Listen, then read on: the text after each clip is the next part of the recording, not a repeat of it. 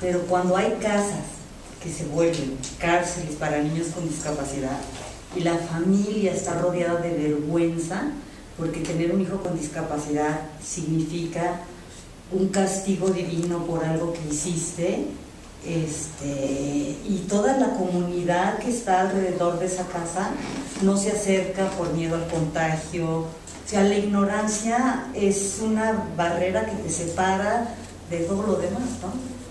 Y cuando, en mi caso personal, cuando yo lo integré y me dediqué a trabajar en eso para integrarlo constantemente,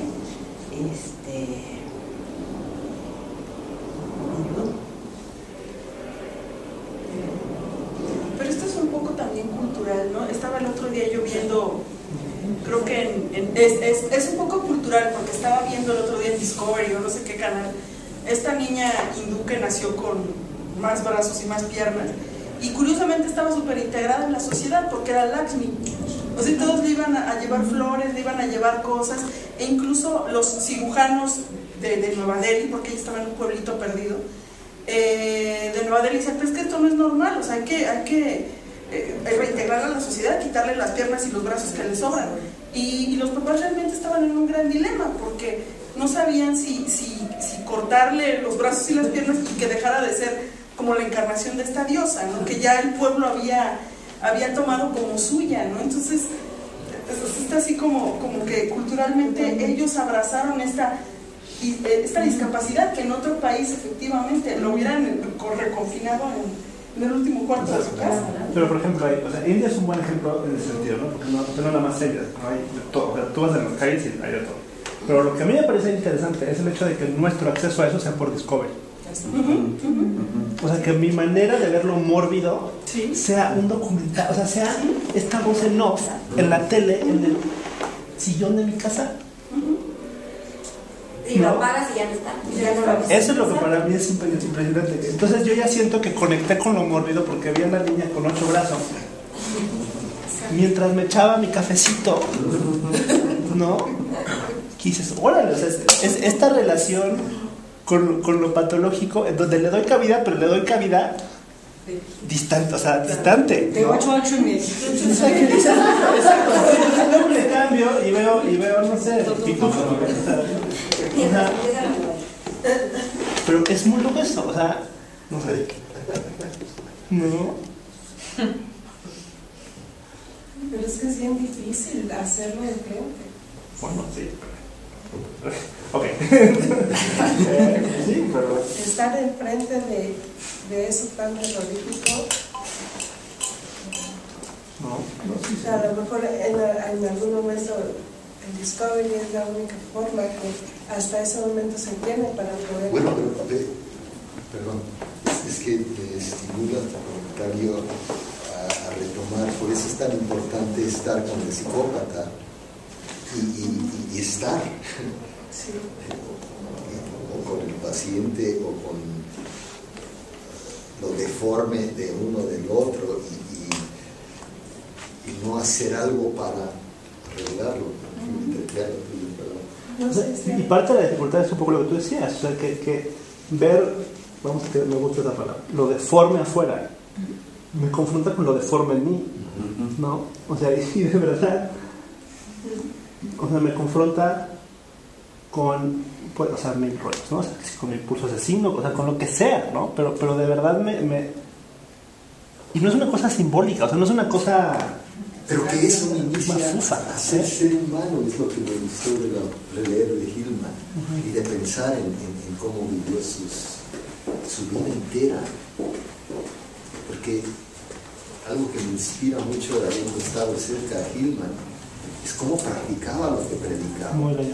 O sea, no es ningún secreto ya, pero Hillman, la mamá de sus hijos, fue una judía igual que él, israelí.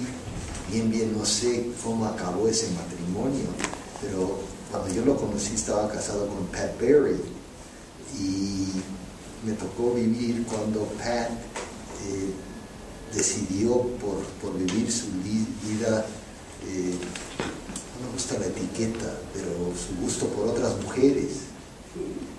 Entonces, ¿cómo vivió Hillman el que su mujer, con el cual escribieron, hicieron mucha cosa, decidiera que lo dejara por otra mujer, no por otro hombre? Y su respuesta a eso no fue hablar acerca de ello, no fue, ay, esto es lo que me pasó y esto es lo que sufrí, sino comenzó a hacer trabajo con hombres. Allí conoció a Michael Mead, del cual hizo referencia Moni, y comenzó o sea, cambió el curso de su vida. Entonces, asumirlo no es encontrar el significado, sino es, o que me afecte solamente, pero cómo voy en la dirección que me despierta lo que se ha presentado en mi vida y en su vejez, cómo vivió su muerte, su deseo de no tomar medicamentos para no escaparse del dolor, y no era nada masoquista, pero al final, muy al final, tomó algunas cosas, pero el libro que escribió, La fuerza del carácter, a donde estaba él, no hablando de su experiencia, pero desde su experiencia abordando el tema, se me hace una gran inspiración. Y como en ese libro y en este habla de que qué nos hace más humanos, más que tener que lidiar con lo deforme del otro, del mío, de la vida,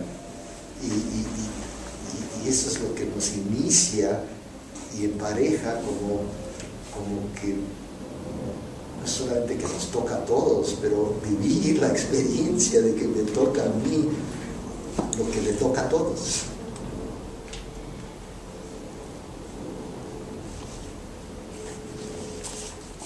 Estos síntomas mi dolor es lo único que puedo realmente decir que es mío. Sí, pero yo quiero hacer un viraje, porque es bien loco como lo que nos pasa instintivamente es que siempre regresamos como a nosotros. Y ahorita que estamos viendo rollos sociales, ¿qué onda con ese güey que arrestaron? ¿Sabes? ¿No? O sea, de veras, ¿qué onda con los corderos? ¿No? O sea, un poco lo que te digo, o sea, como a mí me afecta, ¿no? O sea, por ejemplo, hay una historia, una amiga mía que es un poco,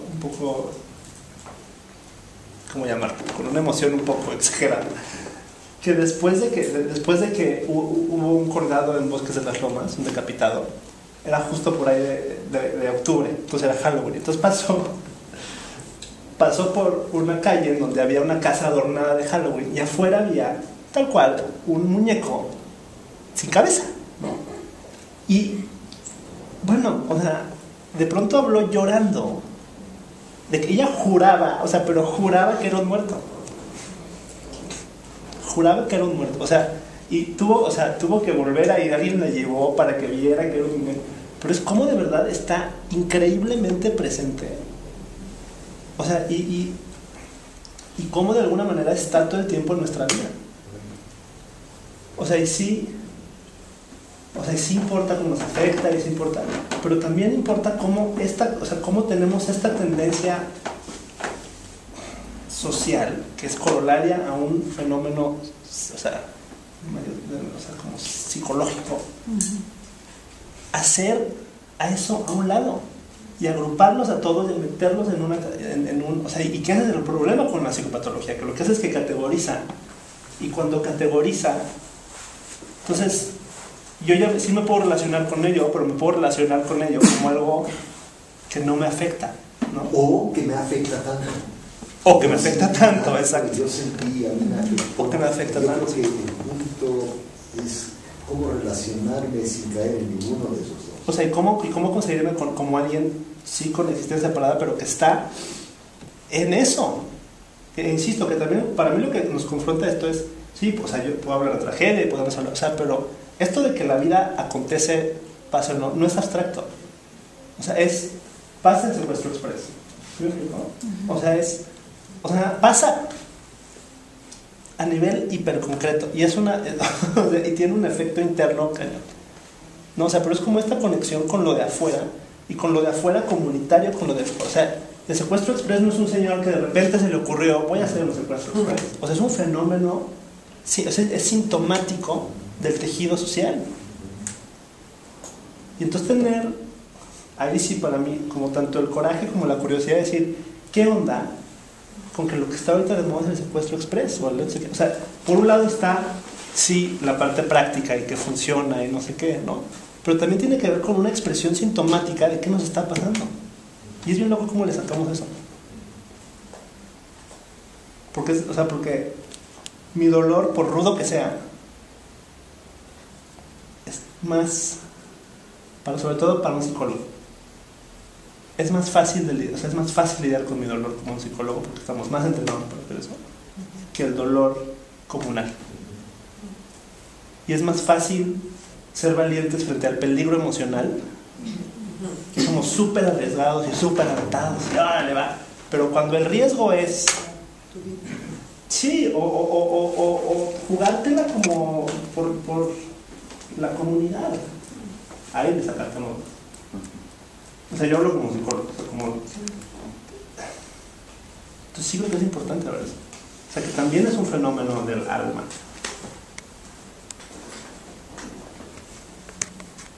Y que cada vez va a haber más y que si no nos involucras a ver.